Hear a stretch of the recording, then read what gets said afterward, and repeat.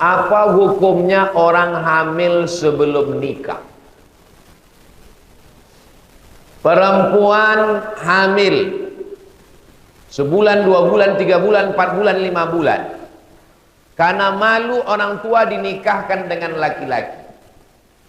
Aku nikahkan engkau dengan anak. Marah kan karena hamil. Nikahnya sah. Menurut mazhab Syafi'i nikahnya sah. Makanya Pak Kua nggak pernah nanya, sudah berapa bulan? Itu pertanyaan dokter di rumah. Nikahnya sah. Yang menjadi masalah, muncul 4 masalah. 1, kalau anaknya lahir anak. Anaknya tidak boleh pakai bin bapak. Kenapa nggak boleh pakai bin saya? Ini anak saya. Sudah tes DNA. DNA tidak bisa menetapkan nasab. Yang menetapkan nasab itu akad. Tapi ini anak saya. Mana buktinya anak? DNA-nya sama. DNA tidak bisa menetapkan nasab. DNA hanya bisa membatalkan nasab. Yang membatalkan nasab dalam Islam adalah akad. Kenapa ini tidak diakui anak saya? Karena kamu mencoblos sebelum hari H. Kertas yang dicoblos sebelum 27 November tidak diakui KPU. Tidak sah menurut undang-undang. Jelas? 2, kalau bapaknya mati, anaknya nggak dapat harta warisan. 3, kalau anaknya mati, bapaknya nggak dapat warisan. 4, anaknya nggak lahir, gadis perempuan, umur 20 tahun mau nikah, si bapak nggak bisa jadi walinya. Itu bukan walimu, bro. Lalu walinya siapa? Wali hakim Pak Kua. Lalu saya gimana? Pura-pura mencret. Ada satu. Biarkan hakim. Jangan buat kesalahan 2 kali. 20 tahun yang lalu kau sudah buat dosa. Sekarang kau mau mewalikan dia. Tidak sah nikahnya. Gara-gara kau mewalikan orang yang bukan. Dan semua yang hadir di situ ikut kena dosanya. Aku nikah, bagaimana saksi? Sah. Sah. Dari mana kau tahu sah? Saya kalau mewalikan anak orang, saya mesti tahu anak keberapa. Anak kedua selamat. Anak keberapa? Anak pertama. Nikahnya bulan apa? Nikahnya bulan Januari. Dia kok lahir bulan Mei? Ini edisi spesial Pak Ustadz. Oh, nggak bisa.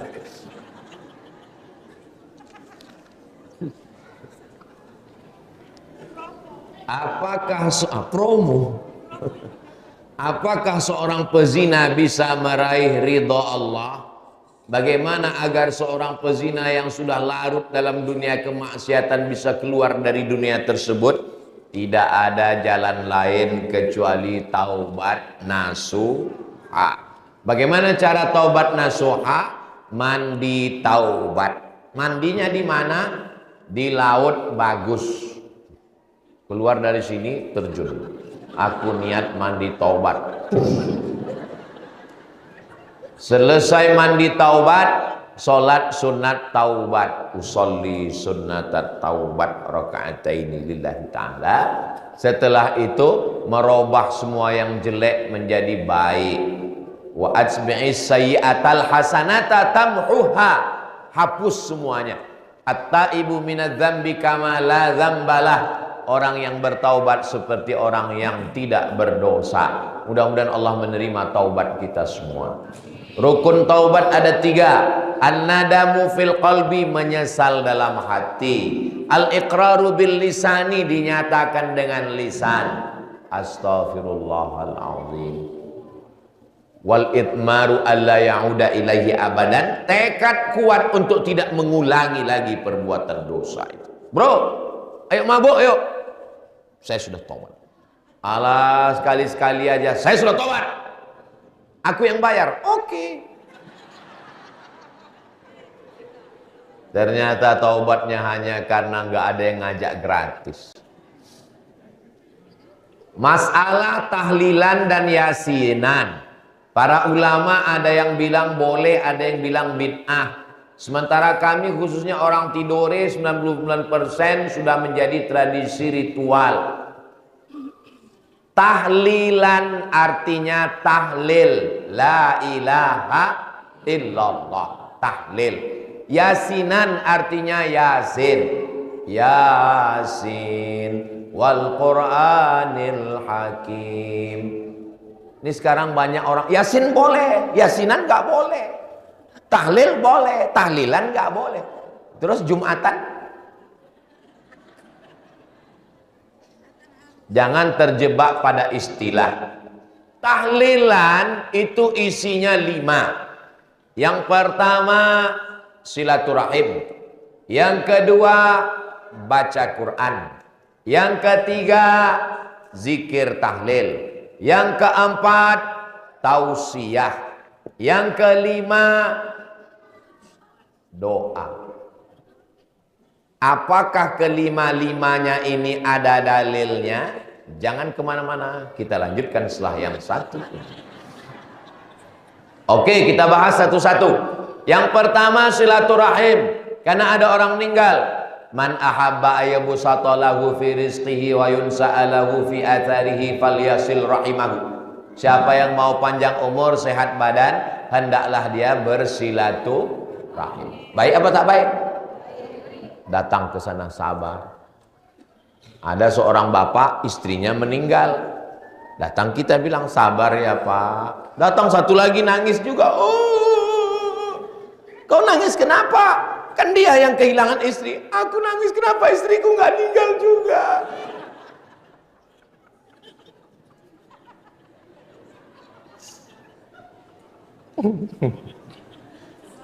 Kita datang memberikan kesabaran. Wa tawasau bil haq wa tawasau. Ada datang ibu, suaminya meninggal. Abang, kau kenapa nangis? Warisannya sedikit kali.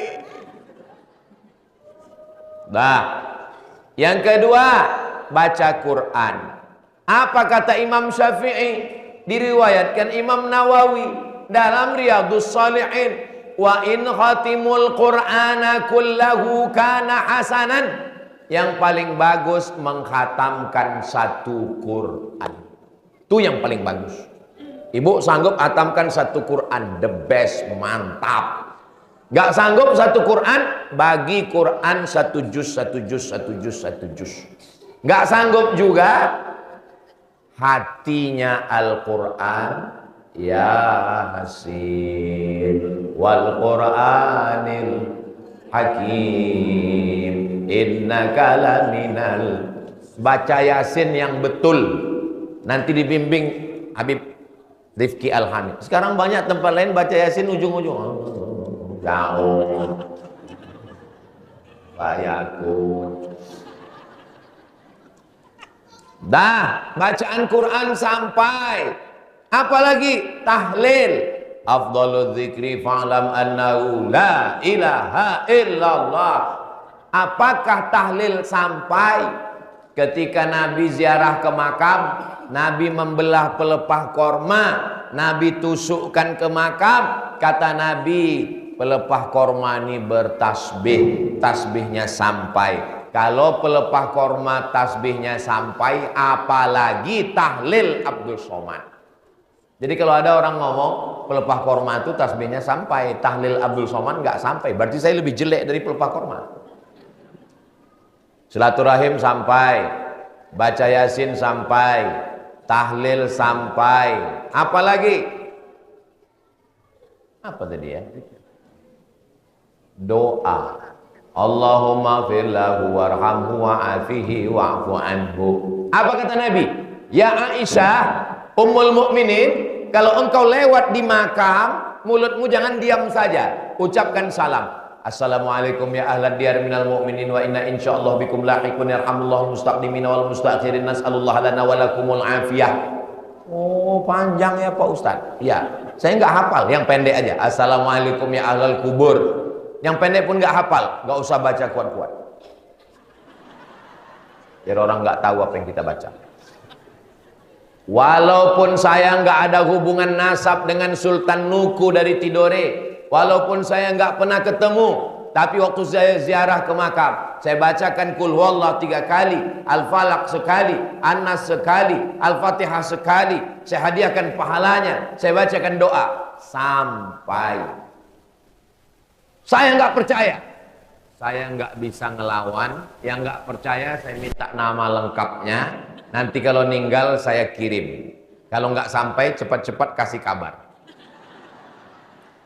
Habis itu apa lagi? Ngasih minum. Apakah air minum untuk orang itu sampai pahalanya? Ya Rasulullah, ummi matat, mak saya mati. Afa atasaddaqu anha? Kalau saya sedekah sampai enggak? Kata Nabi, sedekahlah sampai. Apa sedekah yang paling afdal? Suqyal ma, ngasih air minum. Itu mengapa kita ngasih air minum? Air minum aja sampai, apalagi lapis tidore.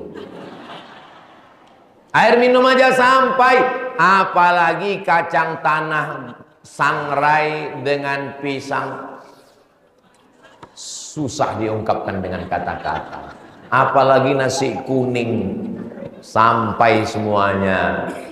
Tapi kalau khawatir ini harta anak yatim yang belum dibagi, maka kata sambutan dari Sohibul Hajat. Assalamualaikum saudara-saudaraku, saudara semua yang hadir di Pulau Tidore. Ini bukan harta anak yatim, ini bukan harta ngutang, ini bukan memberatkan ahli waris. Ini adalah kebetulan yang ngasih sambutan anak orang kaya. Inilah kebetulan harta saya. Apa kalian nggak tahu saya ini orang kaya? Perlu kata sambutan karena jamaah khawatir. Jangan sampai ngutang. Sudah jatuh tertimpa tangga digigit kucing. Dia orang miskin, dia susah. Tapi karena sudah tradisi di situ ada malam ketiga bubur kacang hijau, malam ketujuh nasi kuning, akhirnya dia ngutang. Jangan. Maka kita semua jamaah Ibu BKMT kasih tahu, kamu jangan sampai ngutang. Ini kami bawakan beras, telur ayam, telur bebek, telur itik, semuanya yang udah menetas dan yang belum, nanti kita makan bersama. Jangan pikirkan. Tapi kalau dia orang kaya mau bersedekah, silakan sampai. Tapi di perbuatan ini dibid'ahkan orang. Ada orang membid'ahkan.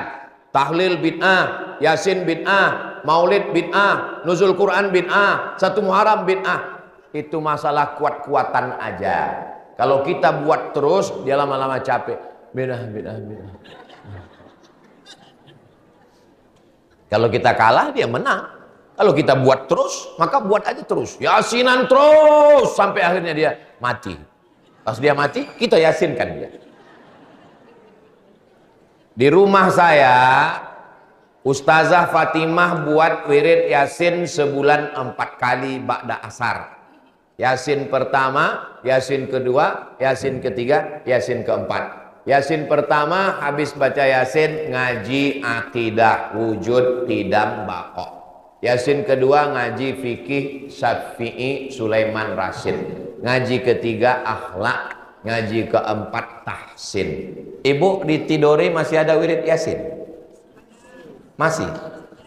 Jangan takut dibid'ahkan orang, buat aja terus. Habib Rifki Al-Hamid buat maulid terus, maulid sampai akhirnya yang membid'ahkan itu capek sendiri dan dia mati. Kalau boleh, adakah dalilnya? Sudah saya bacakan semua dalilnya. Kemudian sholawat nariyah katanya ada unsur syiriknya.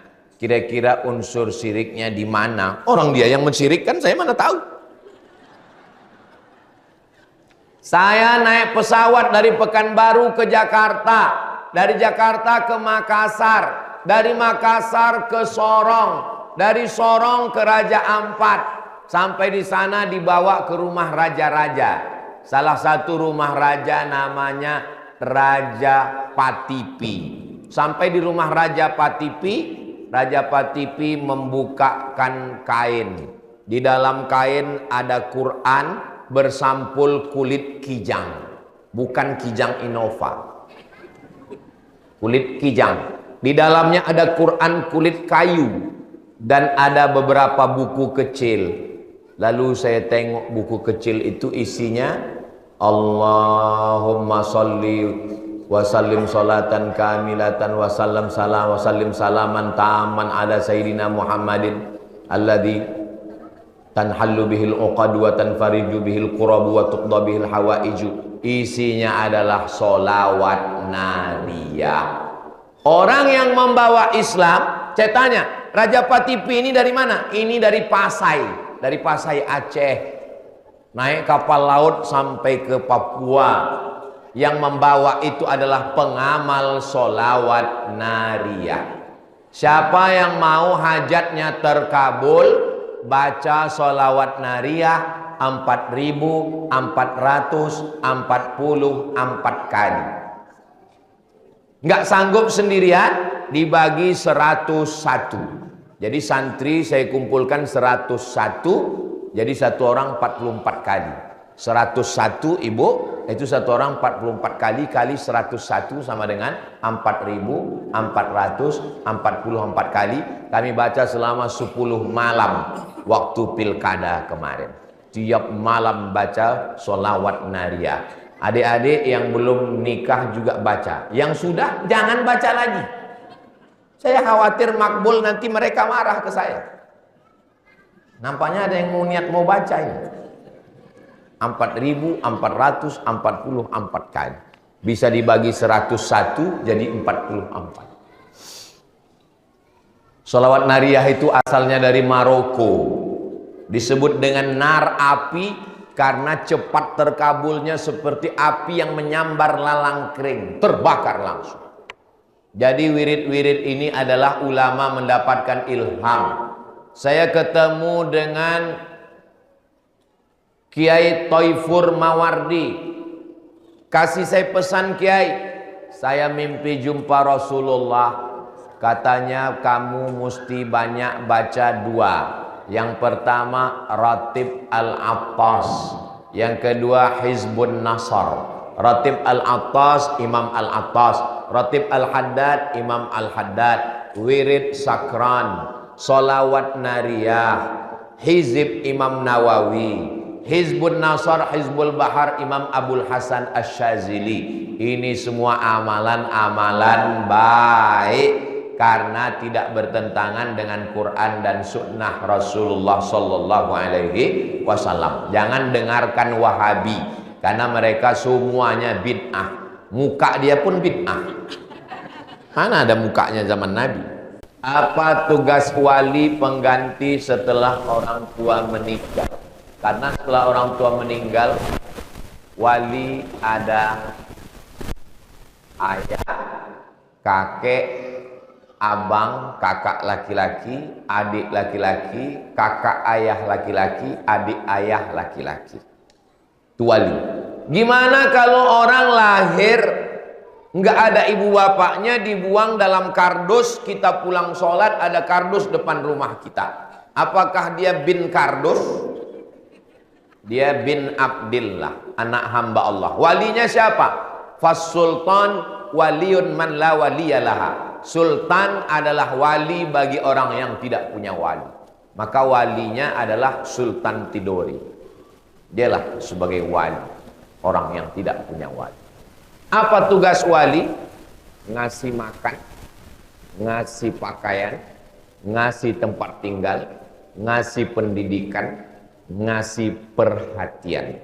Makan, pakaian, tempat tinggal, pendidikan, perhatian. Itu tugas orang tua dan wali pengganti orang tua. Karena setelah orang tua meninggal saya diusir dari rumah. Padahal saya tidak buat kesalahan yang fatal. Saya juga belum berumah tangga. Bapak wali, panggil lagi keponakanmu, berikan dia makan, kasih pakaian, berikan tempat tinggal karena sudah diusir, berikan pendidikan, berikan perhatian. Nanti setelah dia menikah baru suruh suaminya bawa dan tetap dididik sampai akhirnya mereka keluarga sakinah mawaddah. Amalan doa supaya sembuh dari sakit. Wa idza maridtu fahuwa yashfin. Kita baca sama-sama. Wa idza maridtu fahuwa yashfin. Wa idza maridtu fahuwa yashfin. Wa idza maridtu fahuwa yashfin. Ketika aku sakit, Allah lah yang menyembuhkan aku. Wa idza maridtu fahuwa yashfin. Wa idza maridtu fahuwa yashfin. Wa idza maridtu fahuwa yashfin. Kemudian ditutup dengan Al-Fatihah. Bisirril Fatihah. A'udzubillahi minasyaitonir rajim. Bismillahirrahmanirrahim. Alhamdulillahirabbil alamin arrahmanir rahim maliki yaumiddin. Iyyaka na'budu wa iyyaka nasta'in. Ihdinas siratal mustaqim. Siratal ladzina an'amta 'alaihim ghairil maghdubi 'alaihim waladdallin. Amin. Doa tidak diterima kalau tidak pakai sholawat. Wa sallallahu ala sayyidina Muhammad wa ala alihi wa sahbihi wasallam walhamdulillahi rabbil alamin. Doa Al-Fatihah, sholawat. Begitu juga kalau ibu nanti disuruh menjenguk orang sakit, doakan bu, ini orang sakit.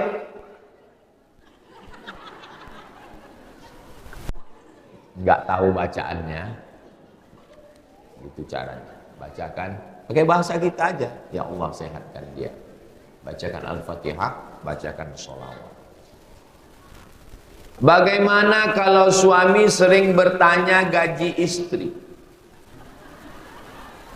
dan menyatakan istrinya boros, padahal suami kurang dalam memberikan kebutuhan istri? Apakah ini termasuk kezoliman? Istri punya gaji 1 bulan 5 juta, suami punya gaji 1 bulan 5 juta. Apa beda gaji istri dengan gaji suami? Di dalam gaji suami ada nafkah, makan, pakaian, tempat tinggal, sekolah, pendidikan. Nih dalam gaji suami. Dalam gaji istri bulat 100% punya istri, tidak ada keluar apa-apa. Jelas? Kelihatan wajah-wajah yang bahagia. Di dalam gaji suami 5 juta, ada makan, ada pakaian, ada tempat tinggal, ada biaya sekolah pendidikan. Di dalam gaji istri tidak ada keluar apa-apa. Tapi istri boleh bekerja karena izin. Maka si istri berkata, wahai buah hati belayan jiwa, aku anak orang kaya dan aku PNS, ini gajiku 5 juta sebulan. Sebenarnya di dalam gajiku ini tidak ada hakmu, tidak ada hak siapapun. Tapi karena aku sayang kepadamu, ambillah semuanya. Jangankan gajiku, nyawa aku berikan untukmu. Satu-satunya kesalahanku dalam hidup adalah mencintaimu. Maka suami kalau dia bertanya tentang gaji istrinya, itu bukan bertanya tentang haknya, karena itu bukan milik dia, tapi dia bertanya dalam perkara amar ma'ruf nahi munkar. Adinda, gajimu itu memang milikmu, bukan hakku. Tapi sebagai suami, kulihat kau boros sekali. Merek skincaremu sampai 5. Kalau hanya wajah yang putih, aku lebih cinta kepadamu dengan kulitmu yang sekarang. Hitam-hitam si tampuk manggis, walaupun hitam ku pandang manis. Aku tidak mau kau duit habis gara-gara skincare, karena kulihat ada perubahan. Wajahmu putih, lehermu hitam. Sampai suatu hari pas pulang, kusangka ada zebra di kamar. Itu dia tidak mempertanyakan haknya, tapi dia tentang amar ma'ruf nahi munkar. Tolong kau hemat-hemat belanja, karena aku suamimu bukan orang kaya. Tolong kau bantu aku untuk nafkah sekolah anak kita. Maka itu sifatnya nasihat. Jelas. Soalnya kalau tidak jelas nanti perempuan teraniaya dan laki-laki tidak tahu apa yang milik dia dan mana yang bukan milik dia. Pak Ustadz, bagaimana cara agar menguatkan iman untuk tetap sholat 5 waktu walaupun tahu hukum sholat wajib tapi saya masih sering bolong-bolong? Pertama, habis dari pengajian ini pergi ke rumah sakit. Lihat orang yang cuci darah, lihat orang yang stroke, lihat orang yang jantung koroner, lihat orang yang sakit buah pinggang, lihat orang yang sakit diabetes, amputasi. Maka melihat orang sakit itu balik ke diri kita. Aku sehat. Kenapa aku tidak bersyukur kepada Allah? Nanti kalau ada orang meninggal, ikuti jenazahnya sampai ke liang lahat. Izin sama keluarganya, minta masuk ke dalam. Untuk menyambut jenazah, meletakkan jenazah, membuka ikat kepala jenazah, menempelkan hidung jenazah ke liang lahat, supaya sadar bahwa kita akan mati. Kalau ada acara penyelenggaraan jenazah di Masjid Nurul Yakin Pulau Tidore, tolong bilang ke panitia. Panitia, acara penyelenggaraan jenazah? Iya. Praktek? Iya. Jadikan saya mayatnya. Karena mati ini kalau tidak, nggak bisa mati ini sekedar ceramah. Saya udah bolak-balik cerita ceramah mati-mati, nggak masuk ke dalam hati. Saya masuk ke liang lahat memegang jenazah almarhumah mak saya. Saya yang meletakkan ke bawah. Saya yang membuka ikat kepalanya. Saya yang menempelkan hidungnya. Saya yang meletakkan gumpalan tanah di terpung. Saya kalau cerita mati, saya sudah siapkan kain kafan. Di kamar saya bagian atas ada kain kafan sudah saya siapkan. Saya bilang ke istri saya, kalau aku mati, ini kain kafan. Kalau aku mati pas lagi jadwal di timur Indonesia, jenazahku jangan kirim pulang ke Riau. Kuburkan saja di Pulau Tidore. Tak usah kirim jenazah ke Riau. Kenapa? Tiket jenazah mahal.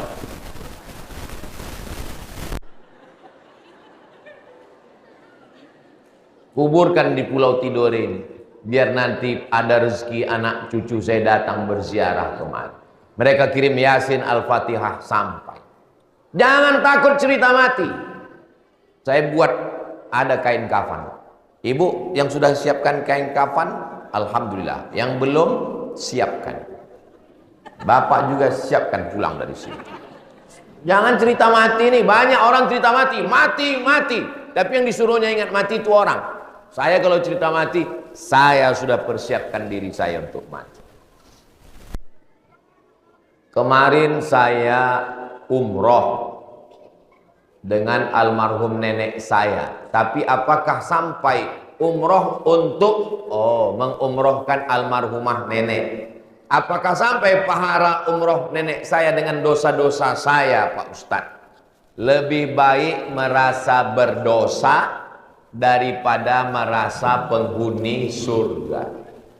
Ini merasa berdosa, padahal dia sudah umroh. Orang yang sudah umroh keluar dari umroh seperti keluar dari rahim ibunya, tapi dia merasa berdosa. Lebih baik merasa berdosa daripada merasa diri penghuni surga. Saya merasa diri saya banyak dosa. Ustadz dosa apa? Ustadz kan ustadz, nggak mungkin pakai narkoba, nggak mungkin pakai sabu-sabu ganja. Ustadz dosa apa? Dosa mata, 2 kali pesawat, 2 kali ngelihat pramugari. Padahal saya sudah berusaha untuk menundukkan mata. Dia nanya, kursinya nomor berapa? Jadi saya ini banyak dosa. Nah, mudah-mudahan Bapak Ibu panjang umur, sehat badan. Kita ada program Umroh Akbar bulan Februari nanti untuk Ternate Tidore, daftarnya bersama Bang Juan. Ada nanti. Sampai jumpa di Baitullah nanti insya Allah. Amin. Nanti umroh yang pertama untuk diri sendiri, umroh yang kedua umrohkan ayah, umrohkan ibu, umrohkan nenek. Caranya labbaik Allahumma umrah an fulan bin fulan. Tawaf, sa'i, tahallul. Rukunnya cuma 5. Niat, tawaf, sa'i, tahallul, tartib berurutan. Umroh pertama diri sendiri, kedua untuk ayah, ketiga untuk ibu, keempat untuk nenek, kelima untuk saudara yang sudah meninggal dunia. Baik, bersama Habib Rifki Al-Hamid, bersama Ustadz Somad, setahun 2 kali, bulan Februari dan bulan Oktober. Sampai jumpa di Baitullah insyaallah. Amin ya rabbal. Apa hukumnya orang paham Al-Quran tapi sengaja menginjak-injak ayat-ayat Allah demi meraih jabatan yang tinggi dan harta yang banyak? Walau syi'na la rafa'nahu biha, kalau mau kami angkat derajatnya, walakinnahu akhlada ilal ardi wattaba'a hawa, tapi dia lebih memilih jatuh ke tanah dan mengikuti hawa nafsu. Ayat ini cerita tentang ulama jahat, ilmunya hanya untuk mencari harta. Bani Israel namanya Bal'am. Siapa namanya? Bal'am. Bal'am ini menggunakan ilmunya bukan mencari ridha Allah, tapi untuk mencari jabatan dan harta. Doakan supaya Ustadz Somad, Habib Rifki Al-Hamid dijaga Allah dari sifat seperti ini. Dunia ini tidak lama, besti. Kapanpun kita bisa mati. Lalu kalau harimau mati meninggalkan belang, gajah mati meninggalkan gading, kita mau mati meninggalkan apa? Habib Rifki Al-Hamid sudah mempersiapkan. Kalau beliau meninggal, beliau meninggalkan pesantren Ar-Rahmah di tepi laut di kota Ambon yang cantik dan indah. Saya sudah 2 kali ke sana. Panjang umur sehat badan, nanti kita jalan-jalan ke pesantren Ar-Rahmah. Anak ibu kalau di pesantren Ar-Rahmah itu bisa berenang tiap hari karena pondoknya di pinggir laut. Bapak-bapak yang mau taubat silakan datang ke Ar-Rahmah. Nanti akan dibimbing mandi taubat, bukan cuma dosanya hilang, orangnya hilang sekali. Karena di pinggir laut. Ustaz Abdul Somad kalau mati meninggalkan apa? Meninggalkan pesantren Az-Zahra, pendidikan. Kami ini selalu berpikir mati. Lalu sebelum malaikat maut datang, kami keliling-keliling dulu. Jalan ke Halmahera Tengah, jalan ke Tidore, nanti ke Ternate, besok ke Ambon. Saya sering ditanya orang, Ustaz kok jalan-jalan terus? Sementara malaikat maut belum datang. Nanti kalau sudah datang, baru kita istirahat. Ustaz kapan istirahatnya? Kemarin di Halmahera, hari ini ke Tidore, besok ke Ambon, habis itu ke Jakarta, habis itu ke Malaysia, habis itu ke Brunei. Istirahatnya nanti di surga bersama kamu, guys. Sebagaimana kita berkumpul sekarang di Tidore, kita pun nanti juga akan berkumpul di surga.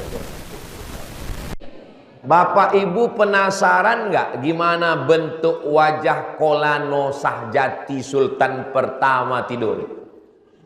Penasaran nggak gimana bentuk Sultan Nuku? Penasaran nggak gimana bentuk Sultan Jamaluddin? Nanti di surga kita jumpa dengan mereka semua, insya Allah. Saya kalau jumpa nanti di surga dengan Sultan-Sultan Tidore itu, saya akan bilang, saya Abdul Somad yang terbang dari Pulau Sumatera ke Pulau Tidore untuk melihat makam kalian, dan saya ingin jumpa dengan kalian di surga Jannah. Begitu. Jadi pikiran kita itu bukan sekarang, pikiran kita nanti di akhirat. Orang yang menjual jabatannya, ilmunya hanya untuk pergi ke pinggir pantai Tidore, masukkan ujung jarimu ke dalam air, tarik ke atas. Yang setetes itulah dunia, yang luas itulah akhirat. Pulang dari sini, hidupkan handphone, buat video pendek. Hai guys, tahukah kau perbedaan dunia dengan akhirat? Celupkan tangan. Saya sedang berada di Tidore. Yang setetes inilah dunia, yang luas inilah akhirat. Makanya kalau dapat setetes jangan bangga, karena yang dapat cuman, kalau nggak dapat pun jangan kecewa, karena yang nggak dapat juga cuman setetes. Tapi akhirat sudah menunggu kita. Doakan supaya Ustaz Somad jangan cuma pandai ngomong aja. Soalnya kadang kalau sudah datang tawaran dunia ini, lupa juga kita isi ceramah. Kenapa Ustaz Somad itu ngomongnya masih lantang? Mulut kalau berisi air susah ngomong. Kalau mulut sudah tersumbat air, payah ngomong. Nanti kalau kedengaran Ustaz Somad udah payah ngomong, itu tanda udah dapat air. Paham? Jelas?